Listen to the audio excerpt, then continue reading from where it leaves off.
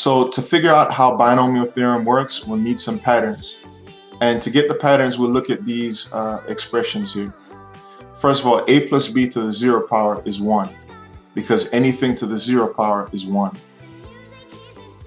Next, a plus b to the first power is going to be the same thing. So a plus b to the first power is the same as 1a plus 1b. So again, if it's to the first power, it will keep everything the same. To the second power, we learned how to do this in Algebra 1. So according to how we did it in Algebra 1, we'd end up with 1a squared plus 2ab plus 1b squared. If we raise it to the third power, that just means we're multiplying an extra a plus b. We'd end up with 1a cubed plus 3a squared b plus 3ab squared plus 1b cubed. I know this seems like a lot, but trust me, this is going to help. If we do a plus b to the fourth, we'd end up with this very long expression here.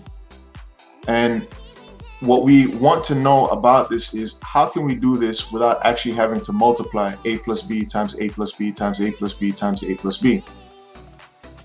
So the first thing we want to look at is, how do these powers affect anything?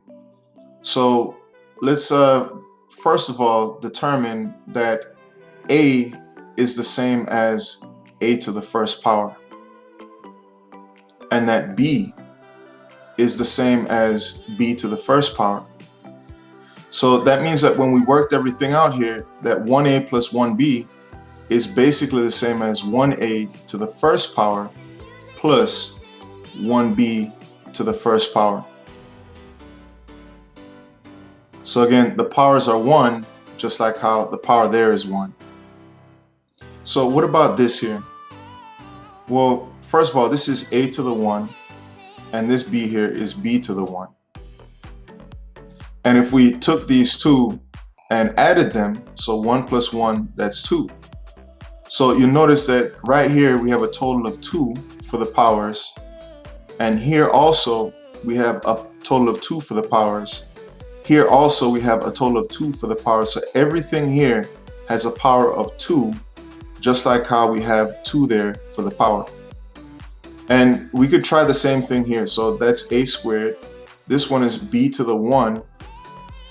And if we took these two and added them, we have 2 plus 1, and that's 3. So the total here of the powers is 3. And on this next term, this a is really a to the first. And if we added the powers, it's going to be 1 plus 2, or 3. So our total is 3. So it looks like all the powers, this one is 3, these powers total to be 3, these powers total to be 3, and this one here also is 3, just like how we have here. So let's try and see if it's the same pattern for our a plus b to the fourth. So b is b to the first. A is a to the first. If we add the powers, we have 3 plus 1 here, which gives us 4.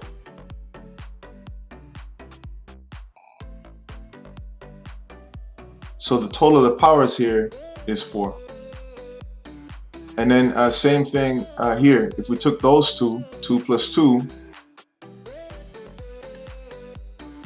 the total of those powers, just like this one is, the total of those powers is going to be 4. And if we took these ones here, 1 plus 3, that total is also 4.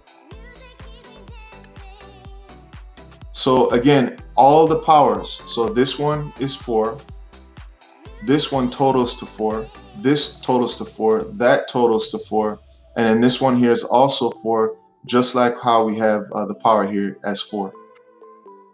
So it turns out that all the powers of the terms have to add up to be the same as what we're raising everything to. Let's see if there are other patterns that we can use here. So first of all, a was being raised to the first power. So remember, this first term here, a is the same as a to the first power. But when we get to the second term, there is no a. So really, it's like a to the 0 power. So let's see what happens as we look at this. So it seems like the powers are going down by 1 for the a's. If we look at the b's, basically this b is the same as b to the first. Here we don't have a b, so we're going to call that b to the 0.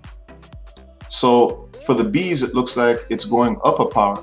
So a is going down 1 power, b is going up 1 power. Let's see if we can use that same pattern for the rest of these.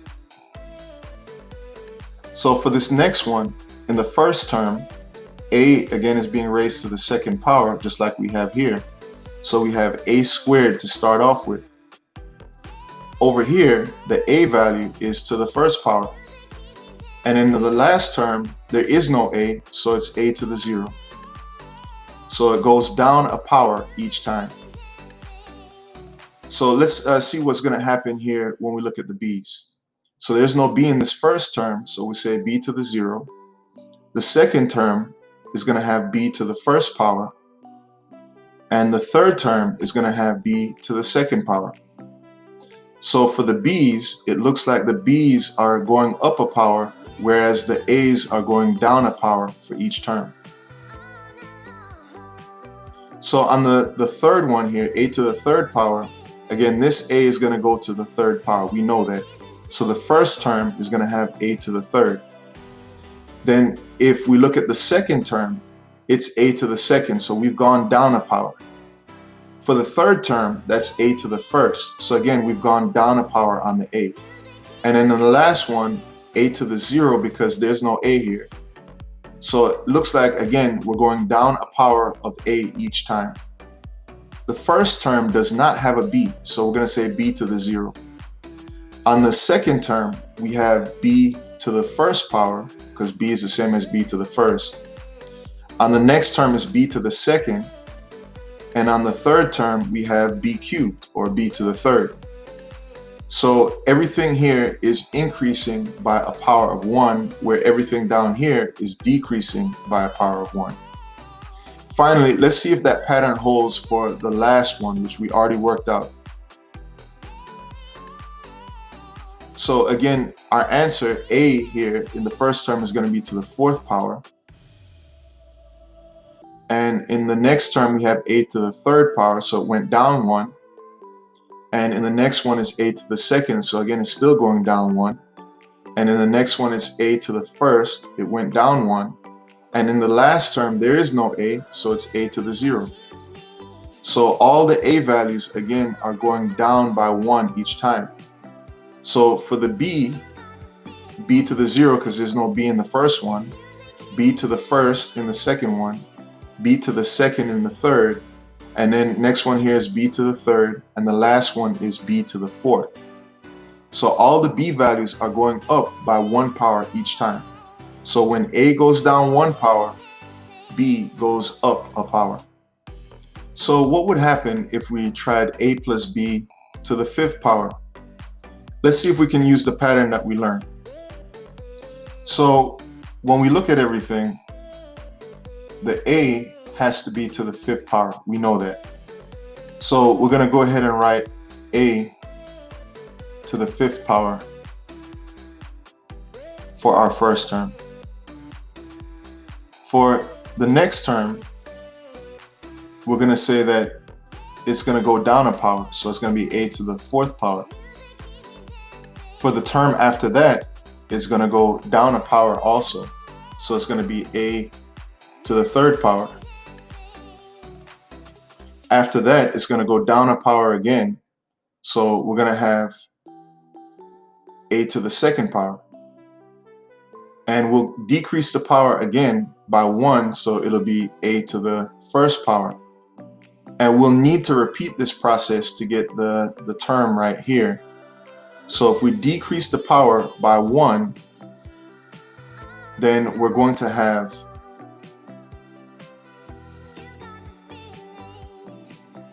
a to the 0 power. But we know that a to the 0 power is 1, and we don't really need to write that, so let's just go ahead and erase that.